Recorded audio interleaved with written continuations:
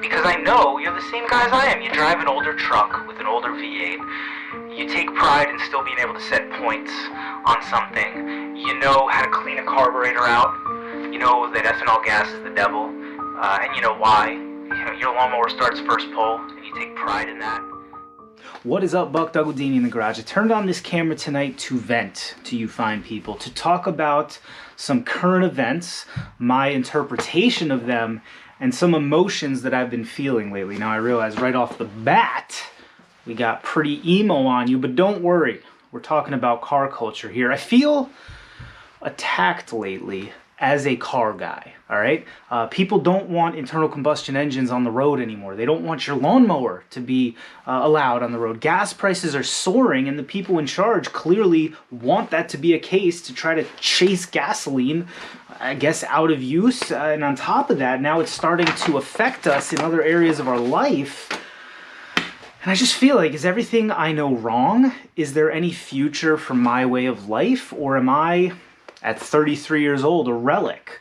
And do I need to reevaluate my life choices, my hobbies, my decisions, my preferences, and my very beliefs and value system?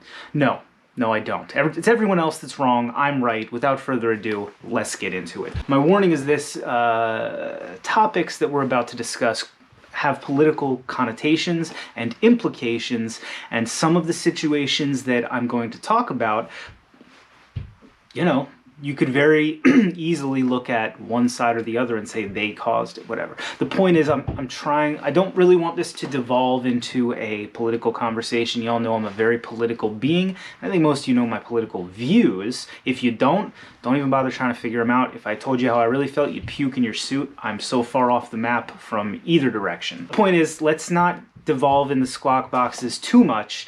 Let's just try to have a conversation as car people and not as political beings, because I honestly believe that's a big problem we have in this country right now. We put too much into our political identity. And again, this is coming from somebody who is extremely politically aware. But the labels that we put around that, I don't think they do us any favors. It gets in the way of having reasonable conversations, which is what I want to do right now. We're going to talk about gas prices, we're going to talk about internal combustion engines, and we're going to just generally talk about the direction legislation is going in this country and the world, and how that makes me feel.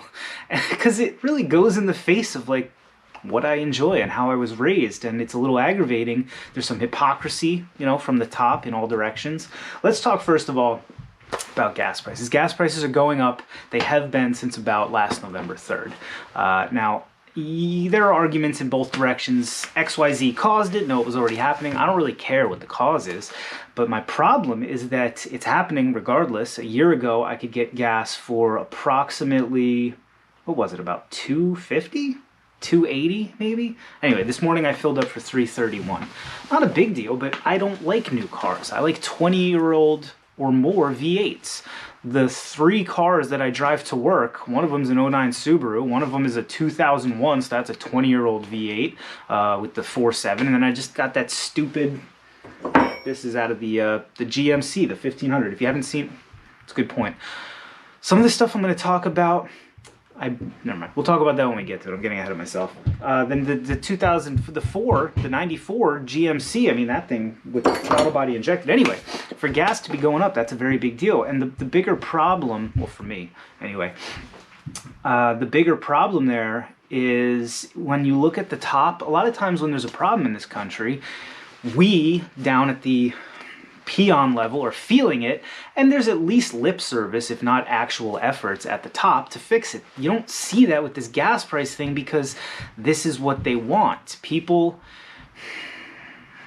it's a very difficult conversation to have because us as car guys, I'm a car guy, I mess with stuff like this. This is a 1954 Briggs & Stratton. They don't want me to have this.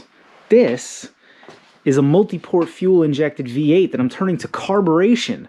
They really don't want me to have this. That's a 1974 motorcycle. They don't want me to have that.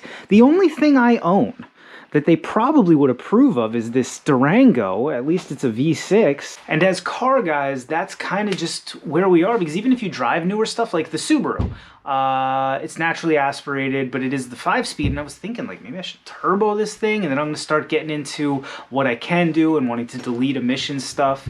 the point I'm getting at here is car guys and environmentalists are always at odds. Always at odds. And right now the environmentalists have the upper hand, so we're kind of left there wondering. So the gas prices are up, and that probably sucks. And I'm here in Jersey where it's not that bad. Eric was upstate New York last weekend. He said they're up to $3.50, and then you hear the stories coming out of Cali, you know, $7, $8. I don't know what I would do. I don't know what I would do. But honestly, the U.S. is behind. You talk to people in other countries, first of all, they go by the liter, which is like half a gallon. Gosh darn liter of cola.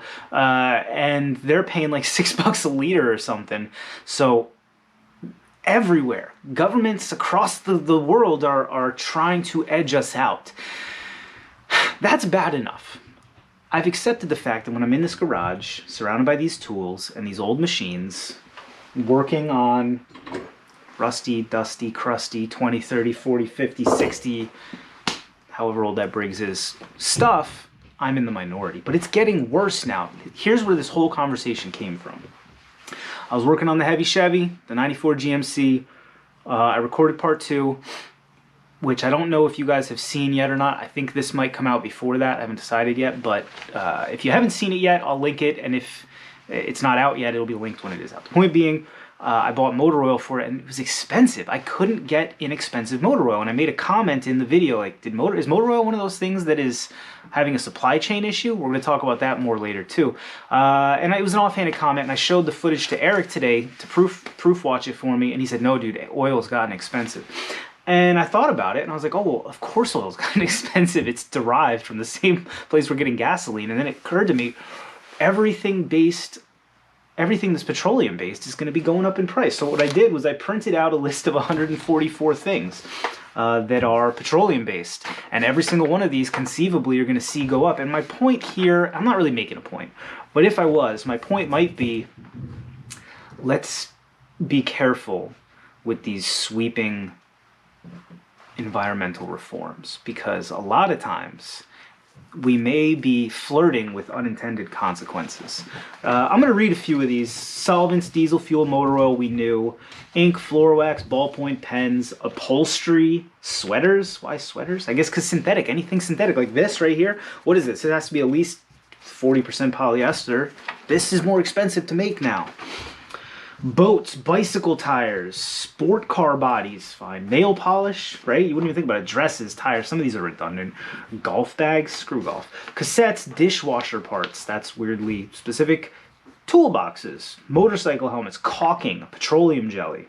CD players, wow, this is a really up-to-date list, isn't it? Faucet washers, so those are going to be I think they're Delrin, I thought. I don't know, but those little synthetic, or maybe they're some kind of poly. But you know, the washer, no, it's silicone, right? Is it silicone? That goes like in between the vanity top and the thing.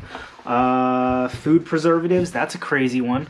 And just basketballs, antihistamines. I use them every day right now. This time of year, I use Benadryl every day. Rubbing alcohol, shop rags. Don't you dare make shop rags cost more. I can't be any more careful than I already am.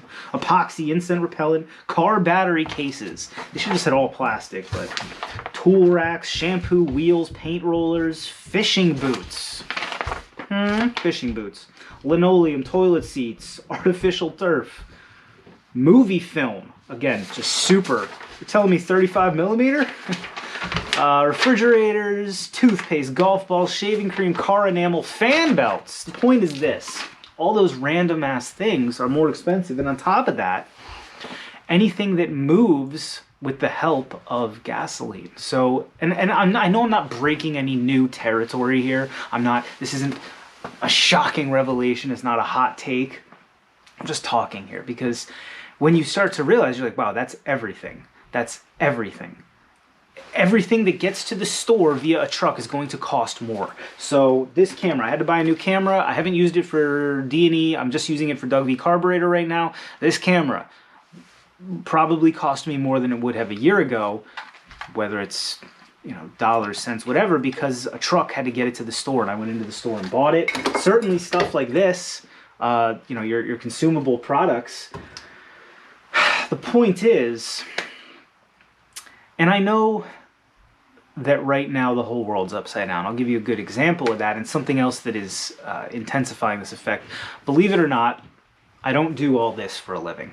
Somehow, I don't know how yet, but broken trimmers and rusty GMCs don't quite pay the bills. So my daily job is international logistics, and something that I'm up against right now, something some of y'all might heard, are supply chain interruptions. If you're not, and again, there have been stories about this, but a lot of people still don't know. Essentially what's happening, there aren't enough workers. There aren't enough truck drivers. There aren't enough dock workers. There aren't enough inventory stock workers. So supply chains are breaking down. And a great visualization of this right now is off the coast of California.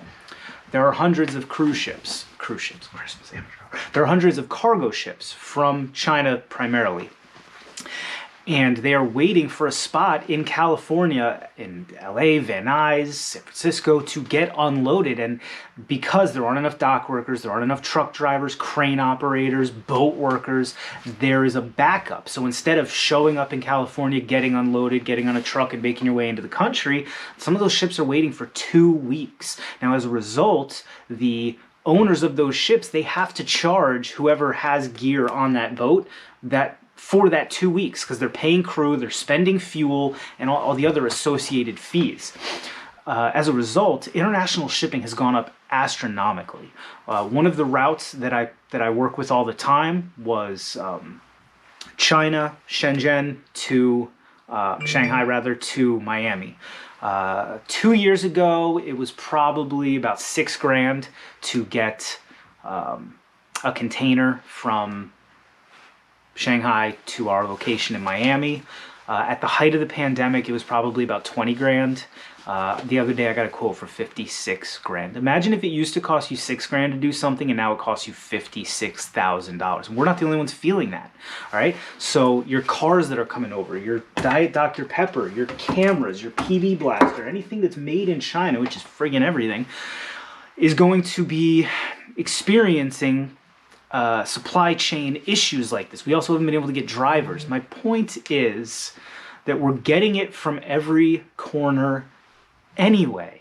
Can we at least not make it any harder on ourselves and artificially create shortages? There are enough actual shortages, and I'm trying desperately to not offer my political opinion on why there's nobody to work, but because that's not what this channel's for, and I don't want to do that. I know a lot of you viewers very well, and I know some of you are categorically opposed to me politically, and we still manage to get along, and the reason is because we keep politics out of it, and I respect that. I respect that about you. I hope you respect that about me. All I'm saying here is someday internal combustions will likely go extinct. Just like steam engines went extinct, just like horse-drawn carriages went extinct, if not for pageantry. And it happened naturally. Nobody had to create a campaign against steam engines the way Chevy did against the cable cars. They went away naturally because something better came along. The guy that I love most in the automotive industry, now that Lee Iacocca is not with us, Elon Musk, hands down. He is amazing. He has the right idea. He wants to see an electric world. Instead of lobbying for it, instead of manipulating the existing factors, he's just going to make it happen. His goal is not to trick you, coerce you, bully you into buying one of his cars. He's just going to make an amazing car, to the point where you'd have to kind of be an idiot to not consider it. I hate electric cars. I hate them. I've got nothing to do. What am I going to do with an electric car? Me. People ask me all the time, oh, you could still appreciate them. No, I don't appreciate them. F electric cars. I don't hate that they exist, but I don't want one. I don't want anyone near me. I love working on stuff. Even this Durango. Every chance I get, I turn wrenches on this thing. There's nothing to do on an electric car. The point is, what was the point? I don't know what the point is. I'm freaking tired. The point was, no, I do know the point. The point was Elon Musk has the right idea. He's a true capitalist. He said, I'm just going to make a better product, and naturally people will come my way. And instead of taking that model and accepting the fact, there's a quote that exists, and it's so little heated that it almost sounds like it's not actually true, but it is true. Mark my words, it is true. Good ideas do not require enforcement. Good ideas do not require enforcement. I'm going to say it a third time.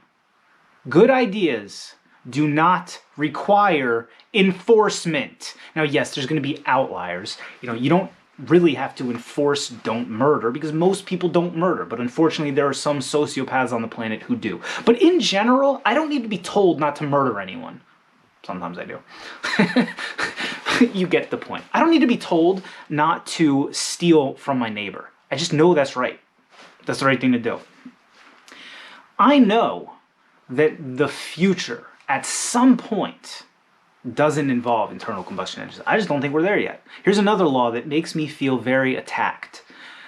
Plenty of states, California, they made it illegal to sell any new internal combustion engines after 2035. It's for garden equipment. It's lawnmowers, trimmers, specifically two-stroke stuff because it's very dirty.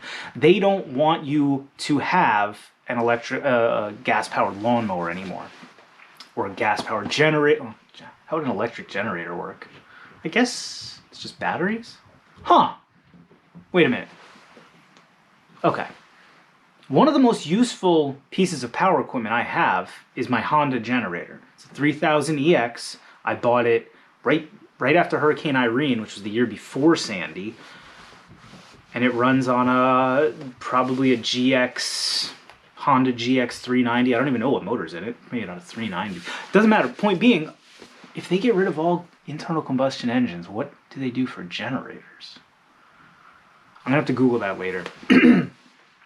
And that tangent made me lose my whole thought. The point is this. So a lot of people are assuming that after 2035, maybe all states will adopt that. And for someone like me, look at my bench right now. These are all pieces of a trimmer I took apart that I am turning into a scooter. This is a trimmer I picked up the other day. If you saw the thing, you saw that in a video. I've got this Briggs that I'm working on over here, this jet ski I'm fixing. There's my lawnmower there. In that box is a generator that I'm rebuilding. Under there is a Briggs motor I'm trying to rebuild. I've got an HS50 over there that I'm going to put on a quad for the kid. The point being, I'm pretty tied up in internal combustion power equipment.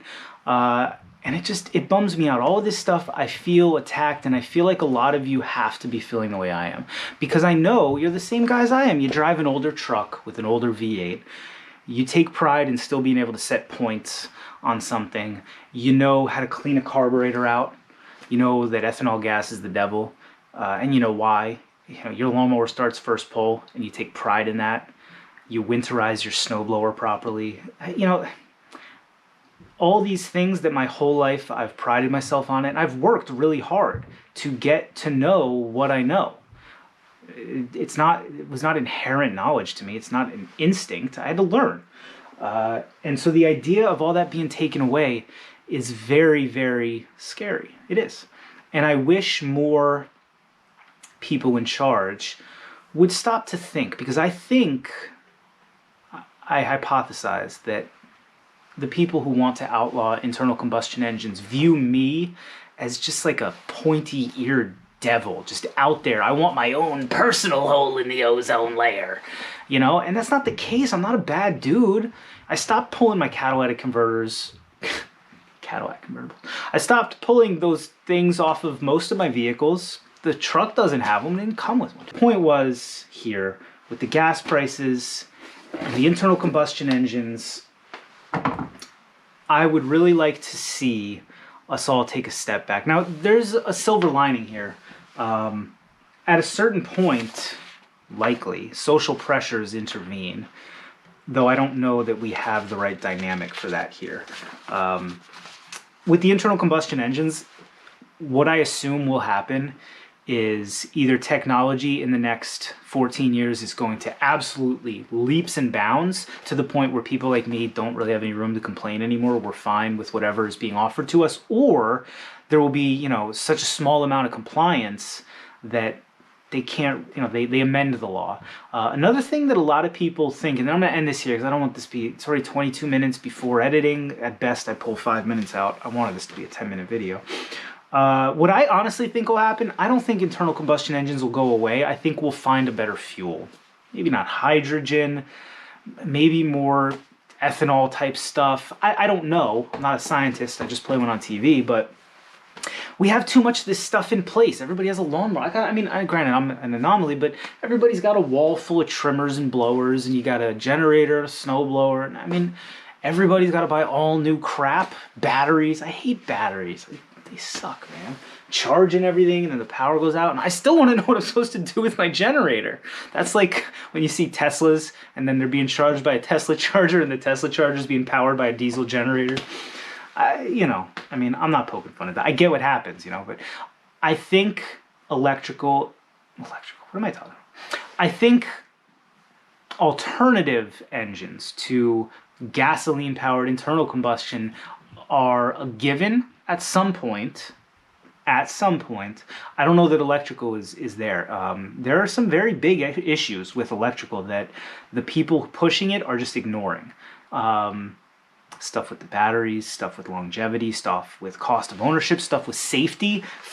Chevy bolts need to stop burning down before you're going to tell me I can't have an internal combustion engine. Because the only time any of my vehicles have ever been on fire is when I lit them on fire myself, usually while welding.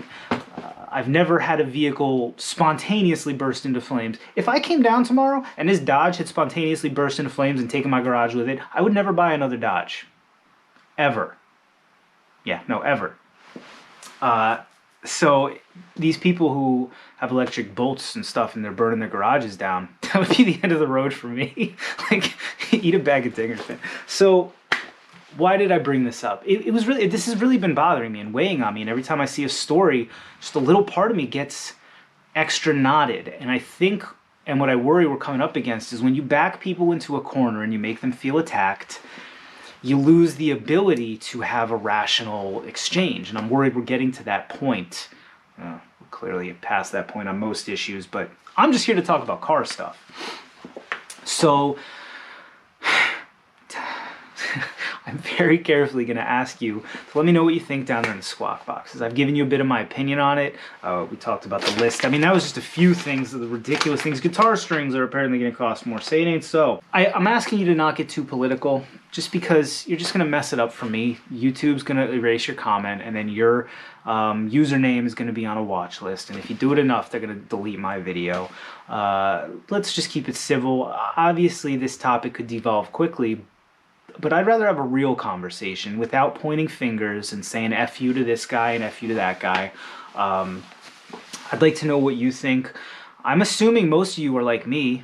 You're monkeys with a toolbox, right? That's what, I mean, I'd be surprised if every one of you watching this doesn't have the same collections of old motors and weird projects and stuff. So what does it feel like to you to go out and have gas prices be 100 times more than they were a year ago and rising, and the people in charge are happy about it? That's the one that gets me. So in the comment down in the squawk boxes, I'm looking forward to having a conversation with you down there. If you guys have not yet checked out the Heavy Chevy, aka somebody told me today that I should call it Bishop because it's holy. Sold. Bishop. That truck is now named Bishop. Actually, I think that was my buddy Fleet at WJ's. Was it? Yeah, I think it was. So thanks, bud. I just want to quickly shout out, I'm going to do a video in the near future. A whole bunch of you have sent me stuff. Most recently, my good buddy Chris sent me some stuff, and Fleet at WJ's and a bunch of other people. So in the near future, I am going to do a mailbag episode, but I just wanted to say thank you to everybody who has sent me stuff. That's really sweet. I get a kick out of it. My wife thinks it's hilarious. She's like, those people you talk to on the internet send you stuff? Yeah. Yeah. Because we're that good. We're that chill. Anyway, let me know what you think. I'm just going to say it one more time. Don't get too heated, bro. It's not that heavy. I mean, listen, we could all spend all day pissed off about politics, but I don't know. You ain't going to change it. Can't do a damn thing. Comment down in the squawk box if you like the video, That's just common sense. Subscribe to the channel. Go check out my website. It's monkeywithatoolbox.com. Let me know what you think. When you're done with that, go check out my other channel, Doug V Carburetor. All right? As always, thanks for watching. See you next time.